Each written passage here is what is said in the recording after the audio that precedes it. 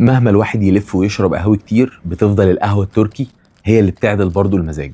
انا النهارده هختار ما بين كام نوع كده، ودي تجربتي التالتة مع رواق.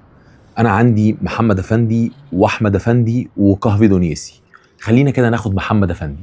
محمد افندي دي قهوة تركية اصلية. رواق بيستوردوها يا جماعة من تركيا. هجرب كده معاها شوكولاتات. انا يعني متلخبط الانواع كتير، بس انا هاخد الاولكر اللي بالبندق عشان اخد كده طعم القهوه التركي مع البندق.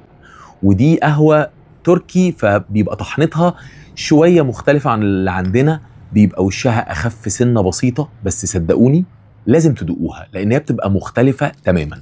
نفتح كده الشوكولاته بتاعتنا ونظبطها علشان ناخد اول قطمه واشرب معاها كده شويه قهوه.